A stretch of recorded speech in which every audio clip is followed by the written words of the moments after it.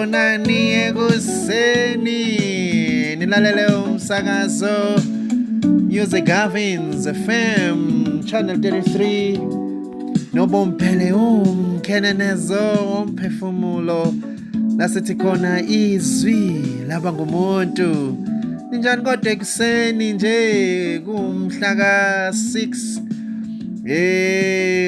ka-March 2026. Yes, sesifikile isikhathi sokuba sibuse, sesifikile isikhathi sokuba sikhazimulise umhlaba ngezinto uNkulunkulu azifake kithi. Balaleli, uNkulunkulu uthembe thina la emhlabeni ukuthi simanifeste umbuso wakhe.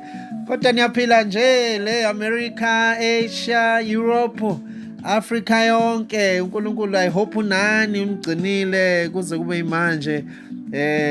Sikhuluma ngeindaba ezinhle ezakha umuntu, ezibuyisela umuntu kumdala, ezibuyisela umuntu kwi-creator, umuntu azazi ukuthi wadalelwani, kungani esemhlabeni. Kuyasiza ukuzwe sometimes uyibuza ukuthi yini ngempela oyenzayo la emhlabeni, ephakamisa uNkulunkulu, ephakamisa umdali, eveza ubuhle bukaNkulunkulu. Yeah, so as FM nje, that's a message esidlulisayo kubalaleli emhlabeni wonke nje, nabangakasilaleli bazosizwe emoyeni, ngoba lezi zinto zihamba emoyeni. uNkulunkulu usakhe saba umoya, so iya travel message to idalwa zonke ezasemhlabeni ukuthi ziluzwe lolu daba lomuntu noNkulunkulu, umuntu nohambo noNkulunkulu. Sibukile lapho uMose, sabuka uJoshua, uJoshua eqala indaba yakhe noNkulunkulu, wayefeza kahle. Siyafunda nje ukuthi kwi-generation yakhe abantu bamseva uNkulunkulu. Ukusho ukuthi wayeseyulizwi, ngoba kuthiwa izwi laba umuntu. So uJoshua walidla izwi uNkulunkulu ayifake kuye, imiyalelo yakhe, waze waba yiyona. So abantu mabebona uJoshua babengasaboni yena, bebona izwi uNkulunkulu elikhulume kuye. And kona la wazi wathi sefanele nikhethe, sengimdala mina, fanele nikhethe manje ukuthi nifuna ukukhonza muphi uNkulunkulu. Kodwa mina nendlu yami sizokukhonza uNkulunkulu lo osidalile. So kwaba into nje that was very important for istage sika Joshua with uhambo labantwana baka-Israel, ngoba kwakuyinto eyifanakala ukuthi ufike ukuthatheni isinqumo ukuze impilo yakho ibone ukuthi iproducani. Sometimes ukwenza into eziningi nokukholela ezintweni eziningi kuyakuroba, because awuboni ukuthi i-outcome iqhamuka from what, you know. So serving one God ikwenzela impilo yakho ibe clean, especially nje ukukhonza uNkulunkulu oneshow ukuthi ngempela ucreateile, uyayiza connection yakho naye. Because sesifundile ukuthi umuntu uyakwazi ukukholwa into but engekho rooted actually kwi-source. You know wakwakholelwa into engenayis, ongeconnectile kwi-source yayo, you know. So but-ke uma ukholwa uNkulunkulu okudalile, uyayizwa emzweni yakho nasenhlizweni yakho ukuthi ngempela ngiconnecte kuNkulunkulu odale konke. Yeah, so siyabunga lezi ndaba nje futhi-ke njengoba siphila kulomhlaba oshintshayo. Kumele ngempela silazi izwi elifakwe kithi, sazi ukuthi utheni uNkulunkulu empilweni zethu. As sibuka lamadoda now ngifuna ke sibuke nje lo mama ukuthiwa uDeborah, because sometimes ke sitshela ukuthi abantu ababizwayo abantu besilisa kuphela, abantu abenza izinto ezinkulu abantu besilisa kuphela, kanti ubuhlangano obukhulu bukhona kakhulu kubantu besifazane, because bona bayinzala abantu. So sifuna sibheke nale party ke la uIsrael kuthiwa ke after sehambile emhlabeni uJoshua kwavuka ke inzalo noma isizukulwane esasingamazi futhi esasingayazi imisebenzi kaNkulunkulu ayenza, sakhohlwa, even though sasitsheliwe, but sakhohlwa izinto uNkulunkulu azenzile ngokhokho baso. So then baqala ke bakhonza ke ezinye izinto ke abanye uNkulunkulu abangaphili, uNkulunkulu wasebanikela ke ezitheni, uma bempini uNkulunkulu abe against bona, uyakwazi ukulwa noNkulunkulu, so mabehlale benqotshwa njalo, kwaze kwafika ke la kuthiwa khona izofunda ke ku Abehluleli, which is Judges chapter 4, from verse 1, uDeborah, khulunywa ngoDeborah la umuntu esifazane. And we just read, abantwana baka-Israyeli babuye benza okubi emehlweni kaJehova esefile u-Ehudi. So ngalesikhathi ke kwase kukhethwa abahluleli abakwazi ukunika i-direction to abantwana e-Israyeli, because babengafuni ukuziconnectela bona noNkulunkulu, so babefuna njalo ube khona umuntu ozobamela. So makafa lo muntu babuyele endleleni zabo. It's amazing ukuthi kwakulula kanjalo nje kubona. And then uJehova wathengisa ngabo esandleni sikaJabhini inkosi yaseKhanani, owabusa eHasori, onduna yempi yakhe yayinguSisera, owahlala eHaroshethi labezizwe. Abantwana baka-Israyeli bakhala kuJehova ngokuba wayenezinqola ezingamakhulu ayisishiyagalolunye zensimbi. Wacindezela kakhulu abantwana baka-Israyeli iminyaka engamashumi 20 years. uNkulunkulu ebavumele ukuthi bacindezelwe ukufunda izindlela.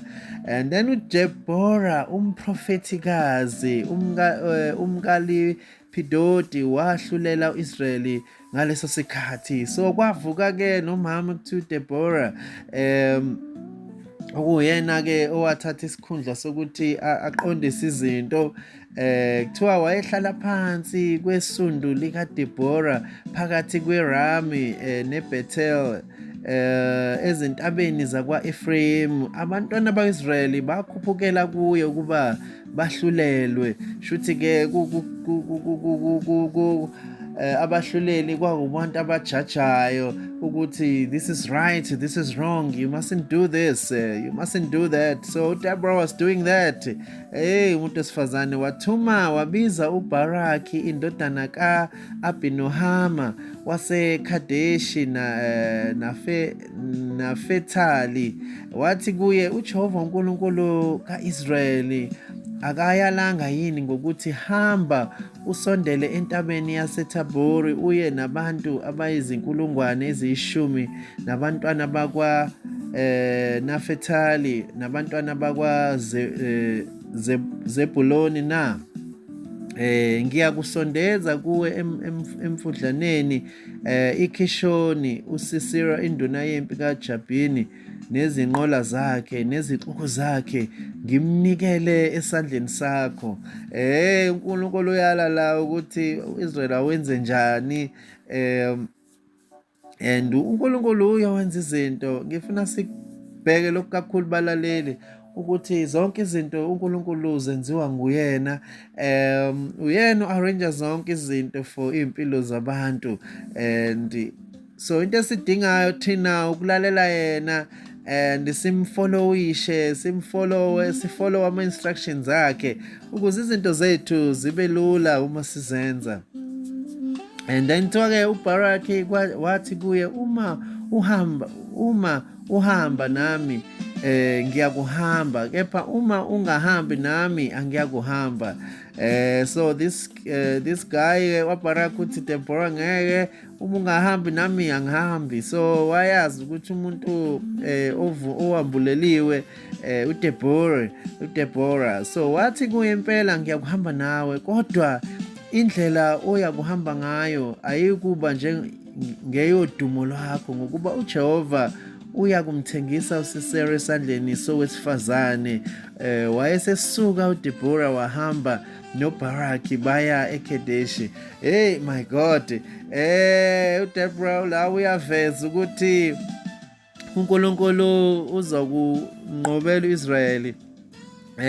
But utshela le ndoda ukuthi udumo ungalilethi kuwe, ngoba uyazi ukuthi le nkosi yaseKhanani izobulawa wesifazane. So kubalekile-ke nathi as amadoda ukuthi siwazi amandla uNkulunkulu awabekile kwabesifazane, and siwahloniphe, and singafuni ukuthatha udumo lukaNkulunkulu sithi thina ngoba sithi sinamandla. So sometimes umuntu nakho lokho ukuthi athathe udumo la uNkulunkulu ezenzele khona izinto. So nalana-ke siyabona ukuthi siyafunda futhi esho uDeborah ukuthi uNkulunkulu uzomlwela uIsrayeli and uzosebenzisa isandla sowesifazane ukubulala le nkosi. And then uBaraki wabiza oZebuloni noNafethali ukuba baze eKhadeshi. Kwakhuphuka abantu abayizinkulungwane eziyishumi ezinyathelweni zakhe, naye uDeborah wakhuphuka naye. Kepha uHebheri umKheni wayezahlukanisile namaKheni. Abantwana bakwaHobabi umukhwe kaMose wamisa itende lakhe kwaze kwaba esiokeni laseSahananimi liseduze neKhedeshi. Verse 12 uthi, bamtshela uSisera ukuthi uBaraki indodana ka-Abhinohama ukhuphukele entabeni yaseThabhori. uSisera wayesebutha zonke izinqola zakhe, izinqola ezingamakhulu ayisishagalolunye zensimbi, nabantu bonke ababe naye kusukela eHeroshethi labezizwe kuze kube semfudlaneni iKhishoni. So uDeborah wathi kuBaraki, vuka, ngokuba yilolu suku uJehova aninike ngalo uSisera esandleni sakho.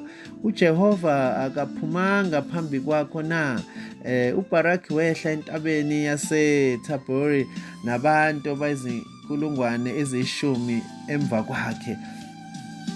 Kwaba specific ukuthi fanele hambe nabantu abawu-10,000 and exactly. And then usethi-ke lolu suku uNkulunkulu uzobalwela, uzonikela uSisera esandleni sabo. Uma uNkulunkulu and usentandweni kaNkulunkulu umkuyo, uNkulunkulu uyakutshela, uyakwambulela izinto, akuvezele izinto esezenzeka kuye, bese kuthina sivezele ukuthi izoba kanjani. So ubuka la indlela uDeborah addressa ngayo, ave nosuku ukuthi hayi uNkulunkulu kulolu suku uzokunqobela. And then verse 15 uthi-ke uJehova wamgquzula uSisera. uJehova, fanele sikubheke njalo ukuthi uNkulunkulu owenza yonke izinto empilweni zethu.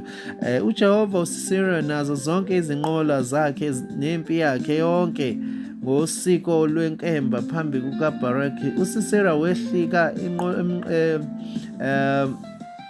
enqoleni yakhe wabaleka ngezinyawo, kepha uBaraki waxosha izinqola nempi kwaze kwaba seHorisheli labezizwe. Yonke impi kaSisera yawa ngosiko lwenkemba, akwasala muntu. Kepha uSisera wabaleka ngezinyawo wafika etendeni likaJayeli umkaHebheri umKheni, ngokuba kwakukhona ukuthula kwakukhona ukuthula phakathi kukaJabini inkosi yase-Esori nendlu kaHebheri umKheni. uJayeli waphuma ukumhlangabeza uSisera wathi kuye, phambuka nkosi yami, phambukela kimi ungesabi. Waphambukela kuye entendeni wamembesa ingubo. Wayesethi kuye, ake ungiphuzise ingcosana yamanzi ngoba ngomile. Wavumbulula igabha lobisi wamphuzisa wamembesa. Wathi kuye yima emnyango wetende, kuyakuthi nxa kufika umuntu abuze kuwe athi kukhona umuntu lapha na, uthi qha. uJayeli umkaHebheri wayesethatha isikhonkwane setende, waphatha isando ngesandla, wanyonyobela kuye, wambethela esikhaleni sendlebe ngesikhonkwane, sagqobhoza saphumela emhlabathini ngokuba wayelele ubuthongo obukhulu ediniwe, wafa kanjalo. Bheka uBaraki esamxosha uSisera, uJayeli waphuma ukumhlangabeza wathi kuye, woza ngikubonise omfunayo. Waya kuye, bheka uSisera wayelele efile, isikhonkwane sisekhaleni nendlebe esikhaleni sendlebe yakhe. Ngalolo suku uNkulunkulu wamnqoba uJabini inkosi yaseKhanani phambi kwabantwana Israyeli. Isandla sabantwana Israyeli saqhubeka saba namandla njalo phezu kukaJabini inkosi yaseKhanani, baze bamqeda uJabini inkosi yaseKhanani. Siyawubona amandla kaNkulunkulu nje. Bekuyilokho ekuseni ukuveza ukunqoba okusentandweni kaNkulunkulu, la uNkulunkulu ekulwela khona njengomuntu, ehlela izinto okuhlelela. Siyakubona lokho esebenzisa kodwa women, kusho ukuthi uma umuntu wesifazane ungazithatheli phansi, uNkulunkulu ulifakile izwi kuwe, wenze lokho uNkulunkulu akushoyo, because uyazi uyena ofake leli izwi kuwe. So ungazibukeli phansi. We going to carry on believing ukuthi uNkulunkulu uzosiphakamisa, asibeke endaweni ephakemeyo ukuze sibone amandla akhe, sibone ukusinqobela kwakhe, sibone isandla sikaNkulunkulu ezimweni zonke zomhlaba. uNkulunkulu anigcine nje. Siyabonga, sizohlangana nani ntambama kwi-afternoon drive la sithi khona abantu abazibuyisele ezwini la uNkulunkulu ababeke kulo khona, because it's very important. God bless you. uNkulunkulu anigcine. Lalela umsakazo Music Gavins FM channel 33.